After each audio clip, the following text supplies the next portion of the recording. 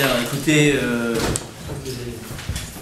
au-delà d'être journaliste sportif, il faut maintenant être journaliste d'investigation, parce que nous avions prévu un plan de communication qui était en premier lieu d'informer nos collaborateurs, d'informer les joueurs et ensuite de rendre publique l'information, mais manifestement, dès que ça touche au Paris Saint-Germain, force est de constater que les informations fuitent. Donc il y a eu effectivement une déclaration qui a été faite en début de semaine, qui était une rumeur.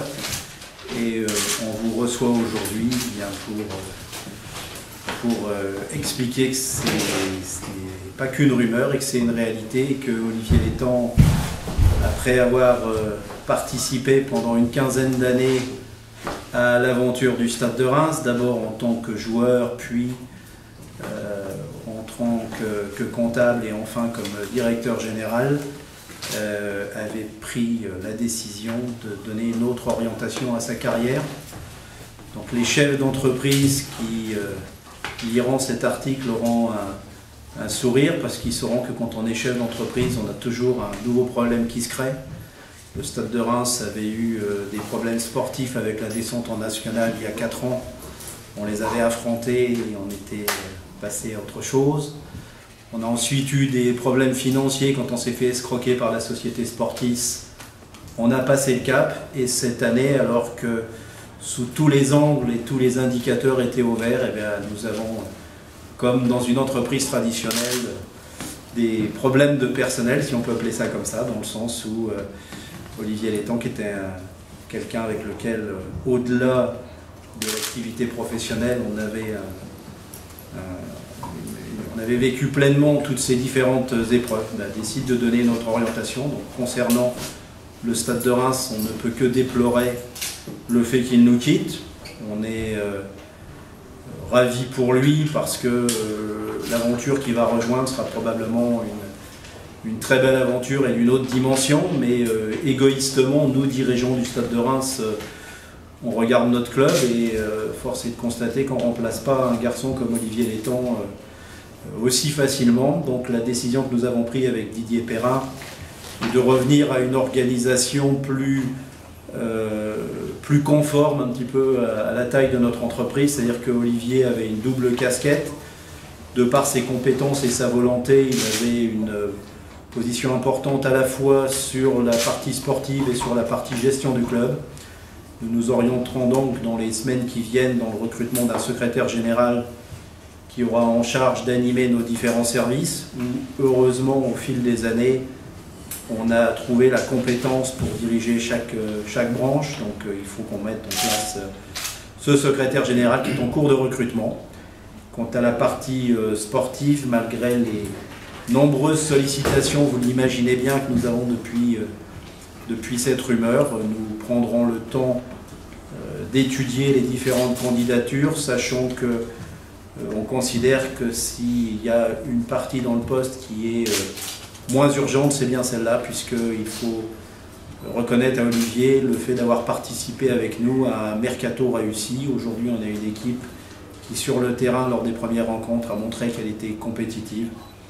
Donc il n'y a absolument pas d'urgence dans ce domaine, et on va se laisser le temps au temps. Voilà. Simplement, comme l'a évoqué effectivement Jean-Pierre, on ne passe pas 15 ans quelque part sans être forcément très attaché aux couleurs et au club, et ça restera de toute façon quelque chose de pérenne. Pour être très sincère, le choix était très difficile, parce qu'au-delà du professionnel, et là aussi Jean-Pierre l'a évoqué, il y avait beaucoup d'affectifs. Et c'est vrai que depuis 4 jours et depuis que l'information est sortie, il y a eu beaucoup de messages voilà, très sympas, très touchants, plein d'émotions. Donc ça va être dur effectivement de partir, et la date du départ sera après le match de Montpellier, donc d'ici une dizaine de jours. Voilà, maintenant, une fois qu'on a dit ça, effectivement, si on remet en perspective les 15 années passées ici, je pense qu'on peut être fier, et j'utilise le 11, ça c'est le plus important, parce que si on prend le bilan entre 97, l'année de l'arrivée, et le Stade de Reims aujourd'hui, ben, il y a un monde, il y a un gouffre, donc il y a une grosse fierté. Nous avons réalisé quelque chose de fantastique en ramenant le club en première division. Voilà, malgré encore une fois un contexte, Raymond, on va en revenir dessus tout à l'heure, qui n'est pas forcément toujours très simple. avec une vision du haut niveau qui n'est pas en conformité avec ce que doit être un club professionnel aujourd'hui de Ligue 1. Mais beaucoup de fierté parce que, encore une fois, le club a grandi. À aujourd'hui, le club se retrouve dans une situation aussi bien financière, beaucoup plus stable et en tout cas pérenne par rapport à ce qu'il était il y a 3 ans. D'un point de vue sportif, on l'a évoqué, je pense que le mercato est un mercato de grande qualité. Il y a aujourd'hui un effectif qui, selon moi, doit permettre au club de se maintenir assez facilement. Encore une fois, l'avenir le dira, mais je pense qu'il y a tout pour faire une très très belle saison et préparer la suite de l'aventure. Le club a, selon moi, aussi des actifs d'un point de vue toujours sportif, c'est-à-dire qu'on a des joueurs qui, et c'était pas arrivé depuis un certain temps, ont une valeur marchande. Donc ça aussi c'est intéressant. Et puis également une organisation, un organigramme de qualité. Puisque dans le cadre de la professionnalisation du club, de sa pérennisation d'abord en Ligue 2 et de l'accession en Ligue 1, nous avons réussi à intégrer des hommes avec des compétences dans tous les domaines. Voilà, donc ce qui veut dire que, aussi bien en termes d'état d'esprit qu'en termes de compétences, dans le domaine sportif comme dans le domaine administratif, aujourd'hui le club est en capacité à très bien appréhender l'avenir, et ça c'était aussi quelque chose de fondamental pour moi. Je l'ai souvent dit, c'est-à-dire que je ne serais jamais parti du club quand il était en difficulté ou quand il traversait une période compliquée.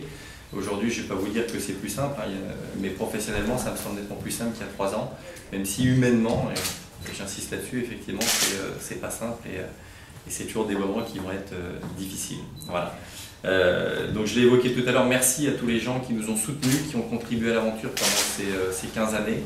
On ne peut pas faire l'unanimité, donc il y aura toujours effectivement des gens qui seront négatifs, mais voilà, beaucoup de messages de soutien. Merci à ceux qui m'ont fait confiance, les dirigeants précédents. Je pense aussi à Didier et à Jean-Pierre, qui ont aussi eu un rôle prépondérant dans l'aventure au niveau du club, dans le fait qu'ils soient là aujourd'hui. Ils m'ont fait confiance aussi dans des périodes où c'était pas simple. On va reparler de l'épisode de 2009. Et à ce moment-là, effectivement, ils ont renouvelé leur confiance, ils m'ont laissé travailler pour qu'on mette en place quelque chose, un projet qui nous permette d'être là où on est aujourd'hui. Voilà. Donc le Stade de Reims, pour conclure, est un club fantastique. Et je peux vous assurer que c'est pas simple de quitter un endroit quand on y est bien. Et c'est vrai que dans les échanges que j'ai pu avoir, à chaque fois, j'ai été moi assez prudent, puisque encore une fois, quand vous êtes bien quelque part, là, vous n'avez pas forcément envie de bouger. Voilà, donc moi je suis en tout cas, compte tenu de ce que je viens d'évoquer, très confiant pour l'avenir du Stade de Reims. Et ça aussi, c'était un élément fondamental dans mon choix, puisque j'ai informé les 2 présidents le 17 juillet. Et dans les objectifs, effectivement, avant de partir, il a toujours été évoqué de laisser le club, en tout cas, dans une situation qui soit très bonne. Et j'ai fait un petit descriptif de la situation à aujourd'hui. Voilà. Il reste encore des choses à construire, bien évidemment, mais je pense que le club est aujourd'hui sur les bons rails.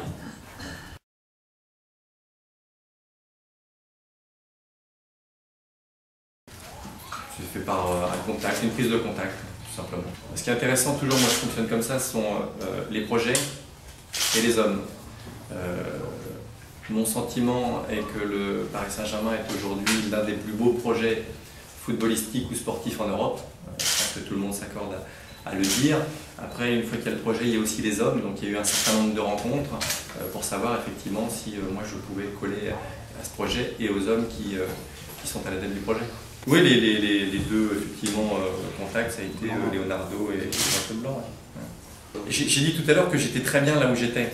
C'est-à-dire que dans un club qui est, et c'est pas du tout de la démagogie de dire que c'est un club fantastique, encore une fois, quand on a porté le maillot pendant 7 ans et qu'on est là depuis 15 ans, je peux vous assurer que voilà, parfois au niveau local on s'autoflagelle un petit peu, mais c'est un club qui a vraiment des actifs très forts. Quand vous avez la chance d'avoir la confiance, comme je l'ai eu des dirigeants, encore une fois dans une position qui était entre guillemets plutôt confortable, même s'il fallait avancer, il faut être ambitieux dans la vie. Donc pourquoi changer aujourd'hui pour Marseille, pour Lyon, qui sont des clubs dans lesquels aujourd'hui, ou qui connaissent aujourd'hui un certain nombre de difficultés. Donc voilà, un projet d'envergure, je l'ai dit tout à l'heure, je pense que le Paris Saint-Germain est l'un des plus beaux projets en Europe. C'est pas le plus beau club aujourd'hui parce qu'il y a des clubs qui sont bien structurés, mais il y a un véritable projet d'envergure. Donc voilà, et je l'ai dit, effectivement, ça a été un certain nombre de contacts, beaucoup d'interrogations, parce que vous posez la question, pourquoi quitter une situation dans laquelle vous êtes bien ?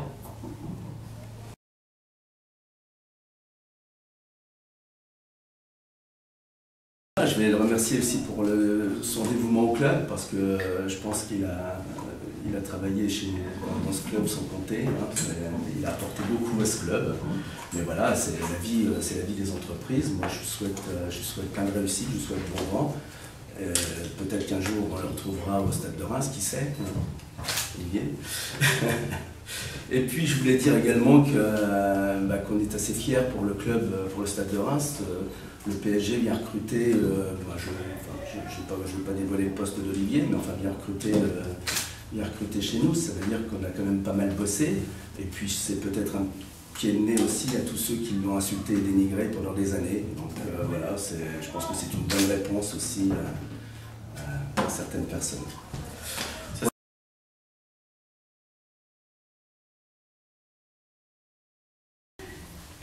De toute façon, pour avoir un club fort, vous avez besoin d'un certain nombre d'ingrédients. Vous avez le club. Ici, le Stade de Reims fait partie des actifs très forts de la ville, très très fort. Et je pense qu'un certain nombre de personnes n'imaginent pas effectivement l'impact que peut avoir le club au niveau de la population, au niveau du département, même au niveau de la région, quand on voit ce qui se passe au niveau national ou international. Et on l'a très souvent dit haut et fort, c'est vrai que le Stade de Reims est le parent pauvre au niveau du soutien des collectivités. Voilà. Et donc pour avoir un club fort, vous avez besoin effectivement de compétences en interne, que tout le monde soit uni, vous avez besoin d'un tissu économique, vous avez besoin du public, et le Stade de Reims a la chance d'avoir un public fantastique aussi, mais aussi vous avez également besoin du soutien des politiques. Et je vous invite effectivement à regarder, puisqu'ils sont publics, les chiffres des aides des différentes collectivités au Stade de Reims, et vous apercevrez effectivement que le club a un certain nombre d'avantages, mais il a aussi quelques handicaps. Voilà. Alors, on traverse une période de crise économique majeure. Encore une fois, le football ne vit pas dans une bulle étanche, donc on ne demande pas que les collectivités fassent tout et n'importe quoi, et au détriment peut-être d'autres secteurs. Par contre, à un moment donné, encore une fois, si on veut un territoire dynamique, je pense que le club de foot en général est important, et quand vous êtes à Reims, il n'est pas important, il est fondamental. Voilà. Et il est dommage effectivement qu'il y ait parfois beaucoup d'immobilisme et on ne sent pas de toute façon une volonté d'avoir un club fort. On en bénéficie, comme ça s'est passé au mois de mai, par contre on n'a pas des locomotives de l'autre côté.